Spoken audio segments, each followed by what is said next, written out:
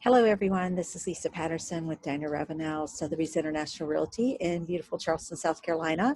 And I'm just waiting to start a meeting with Jennifer Flanagin, and she'll be here shortly. And we're going to go over some great information about why buyers and sellers need representation. So we'll wait on Jennifer. She's joining now. Hey, Jennifer. How are you? I'm good. How's it going? Good, going well, hanging in there. I'm excited to do this. Happy to see your Yeah. pretty face. Thanks. It was good to see you. Being in quarantine is so everybody's learning how to do business a new and different way. So Exactly. I just let everyone know you were joining. This is Jennifer Flanagin. She's with Case Law here in Charleston, and Jennifer's actually from Charleston. She's a real estate attorney here in town. I think Jennifer's the best in town. When you deal with Jennifer, you get to talk directly to her. There's not an assistant involved that you're talking to. She actually gives out her cell phone number. It's just unbelievable and full of information.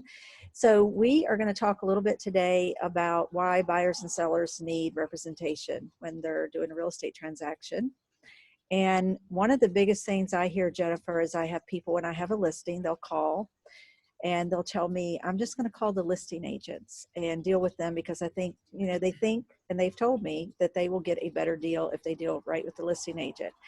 And I explained to them that's not the case, but from a legal standpoint, can you talk a little bit about that? Yeah, absolutely. Yeah. So Lisa, you and I have spoken about that before, and I was just shocked to hear that buyers actually think that. And the first thing that all of the buyers who are listening to this need to realize and understand is that buyers don't pay the commission in South Carolina. In South Carolina, the seller pays the commission. So a buyer is getting an agent's services for free. And so they're not paying for it. The listing agent, the seller pays for the commission for the listing agent and the buyer's agent, and the buyer just gets to have a great agent represent them.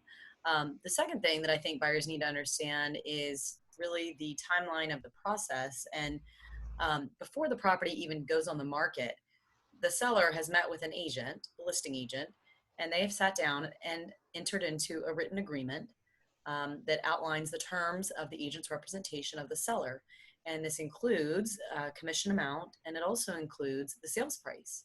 And so this has already been contemplated between the agent and the seller before the house is even on the market for a buyer to look at. So by the time the buyer comes around and wants to put an offer for this, the written agreement is already in place. And so the amount of commission and the sales price is already negotiated. And so the buyer stepping in and trying to negotiate a lower sales price from the seller or the listing agent typically is really not going to happen, because that's already taken place. That's already been decided upon between the seller and their agent. And so, two big things. Number one, the buyer gets their agent for free. And number two, the sales price is already agreed upon. And so calling the listing agent is not going to help the buyer in any way. And the third point about that is, if they do contact the listing agent, the buyer needs to realize the listing agent does not represent them. And the agent, the agent client relationship is governed by agency law.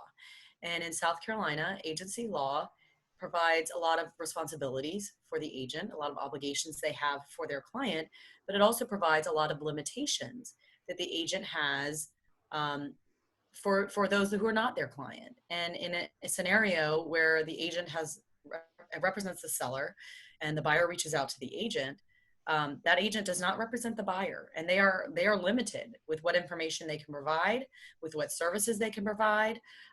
Really, truly, they can provide basic administrative services. They can, copies, emails for initials and signing, but they can't provide any actual substantive advice to the buyer. And so not only will, they not have somebody representing them, but they're not going to have, and the listing agent is not going to provide them with any information. And the listing agent is going to represent their client, who is the seller.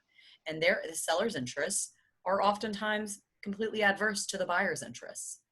And so that's something that the buyer needs to understand, is that the listing agent is not going to represent them. Exactly. I work with buyers and sellers. And I have in the past represented both. As you know, it does work sometime, but I do not like to do it. Because we are bound by law to represent that seller. And we're very limited, as you said, what we can do for the buyer. We literally, we can't advise them in any way, shape, or form.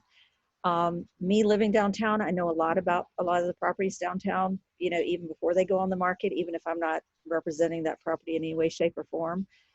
So, it's hard not to be able to disclose information to a buyer. And it makes it very difficult. And it's just not a good deal for the buyer at all. They find themselves in a situation and can get them in a situation that can be bad for them.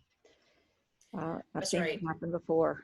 That's right. And you mentioned dual agency, which can happen and can be successful, but more times than not, you and I both have probably seen instances where it's a big problem, because when you're a buyer, you need someone representing your interests, which are different than the seller's interests. And when you only have one agent um, for both parties, it's really almost impossible for that agent to effectively represent either party, truthfully, from a legal perspective, because they are so limited with the information they can provide. That's not going to be um, cause a problem for the client they're representing, that their hands are tied. And so, most of the time I see that when you have a dual agent, and again, except for maybe some limited circumstances where the parties, maybe they know each other, or maybe they've already entered into some separate agreement, but most of the time when you have a dual agent, neither party is being represented fully, in my opinion, Exactly. as if their own agent. I know we are going to talk about this, and we're going to start a series of different things, and we're going to talk about the contracts and different things. But a perfect example that what happens sometime when a buyer doesn't have representation is due diligence versus repair. That's a big one, and that can mean a lot. I know when I'm representing a buyer, I wear one hat, and when I'm representing the seller, another. Um, and that is a big thing that comes down to that in representation.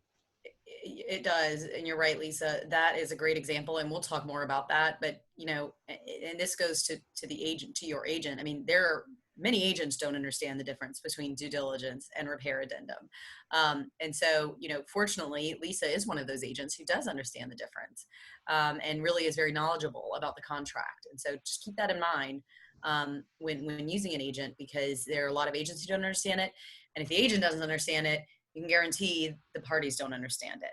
And so you're exactly right that the repair addendum, and again, we'll go more into this, but the repair addendum is really written kind of favorable for the seller, and the due diligence is written favorably for the buyer. And so if you're a listing agent and your client is the seller, more times than not, you're going to push the repair addendum for your client, because that is almost always in the best interest of the seller. Conversely, if you're a buyer's agent and you are representing the buyer, you will represent your client, and more often than not, you will push for the due diligence addendum, because that's in the best interest of your buyer. But if you're the listing agent and you're not, and the buyer is unrepresented, well, I mean, you go ahead and tell them to do the repair addendum, because you're representing your client. You're doing exactly what you should be doing as a listing agent, and the buyer, too bad for the buyer who didn't get an agent and doesn't understand the ramifications of certain choices that are proposed by the listing agent.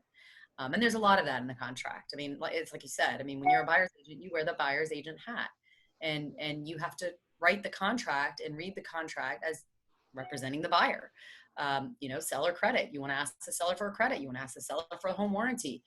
Just different requirements like that. And a seller's agent, you're wearing a completely different hat. And so you'll have a different idea as far as what you're going to write in the contract, and how you're going to approach the offer. And so it's two completely separate things. And for the buyer, I really do think that you need your own representation. Many buyers come from out of town, as you see all the time, Lisa. Their states have different contracts, different rules.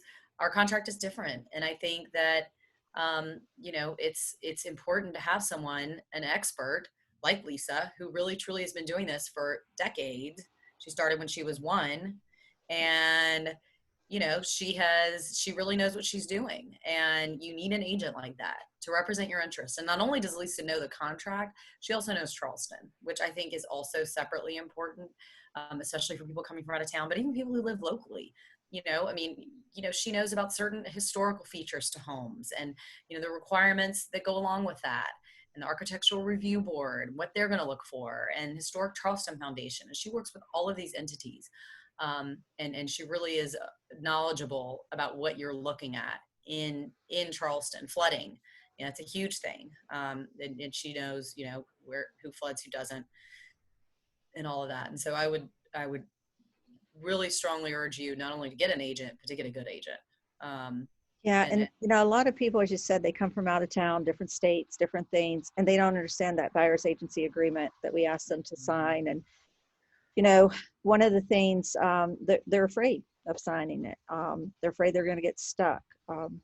One of the things that I do a lot is tell them, you don't have to sign it for a long period of time. We can just sign it for today. And that's then, exactly right. it's not always a good fit personality wise, maybe they don't like something how I do things, or I may find they're just not a good fit for me either. But at least have that representation, because when they're out looking at properties, if they are not under a buyer's agency agreement and they start asking questions about, what should I offer for this? What do you know about this? Do you know anything about the flooding? I'm bound. I cannot tell them anything unless they're under buyer's agency. That's exactly right. And I'm so glad you brought that up, because that's a really important point that I wish more agents would impress upon their clients. Um, and if anyone ever has any question, and Lisa, this is for you to pass along to your clients as well. If anybody ever has any questions about that document, because it is really a legal type document, have them call me, because really, I mean, legally, in my opinion, you shouldn't even be opening the door to show a house without having that signed with a Exactly. buyer, because it protects you, it protects them, it gives you certain responsibilities now for them. It allows you to divulge information and advise in certain ways that you couldn't without it. And you really need it before you even open the door to a home. And so if anybody ever has any questions about that, feel free to reach out to me. I'll be happy to review it with you. It is a very important document. It establishes that agency relationship. And like Lisa said, you don't have to establish that. There's a time limit in the document. You don't have to establish that agency relationship forever, for even a month. I mean, you could do a day, you could do a week, just during the showings. But you do need to have that in place. We want to see it as lawyers. I know brokers want to see it for the file, because again, it provides protections for you as the buyer, and also for the realtor. So that is very important. Yeah, that is important. And a lot of people just don't understand it and think they're getting themselves into something, and that they don't. I've actually had people say, well, I don't need to sign this because I don't need representation. Um, and we just discussed that. Right. You do. They You do definitely need representation. exactly. Um, is there anything else that you think is in the contract that they need to know about? Um, I mean, I think we'll have future calls, I think, where it would be good to go over, specifics in the contract. I mean, I just think it's good right now for buyers to understand that there are terms in the contract that really do require your agent to negotiate with the listing agent, with the other side. And some people may say, oh, it's an attorney state, I'll just get an attorney. Well, attorneys don't do that in South Carolina. Some other states, they do negotiate the contract. I think New York is one of them. Exactly. South Carolina, we really don't get involved until the contract is ratified. And if we are going to get involved, it's going to be at an hourly rate, and that bill is going to creep up quickly, and the buyer will be responsible for that bill. That will be a cost to them, versus if they just got an agent, the seller pays that full commission. And so, that whole period of inspecting the home, and the walkthroughs, and the writing the terms, and negotiating credits, and home warranties, and the sales price, and getting the appraisal back, negotiating the sales price after the appraisal. I mean, all of that is done by the agent. The buyer's agent has a huge mountain of responsibilities that they do for their clients, and that's why they have to love it. Which, like Lisa, who really truly does love it, and loves working for buyers and sellers out there. She loves working for her clients, and she loves getting them, the result that they want.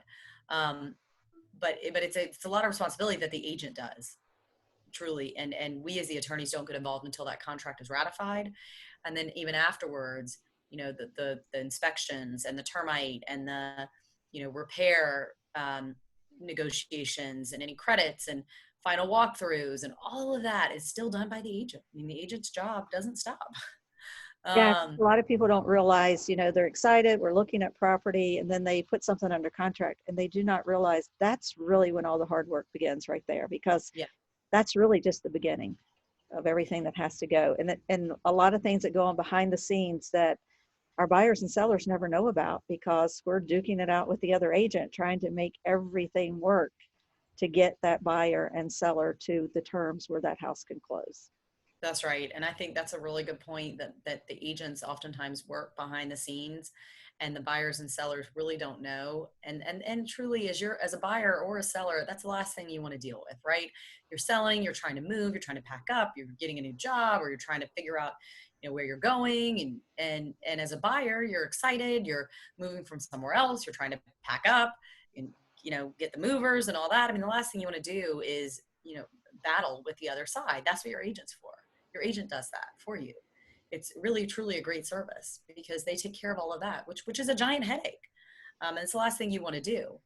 And you have plenty of other stuff to worry about, especially as a buyer, if you're getting a loan, because then you're dealing with your lender, daily, likely, because they want just about everything to approve you for your loan.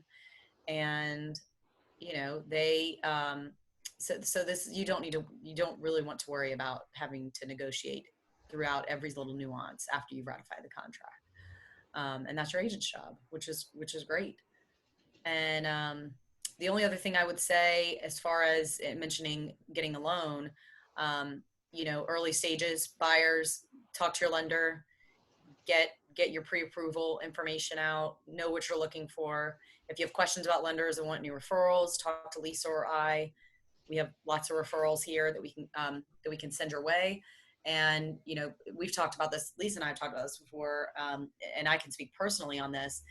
For lenders, insurance, we really believe that, and we really see it, that local is not only more efficient and faster, it's also a lot of times cheaper. Yeah, Um, exactly.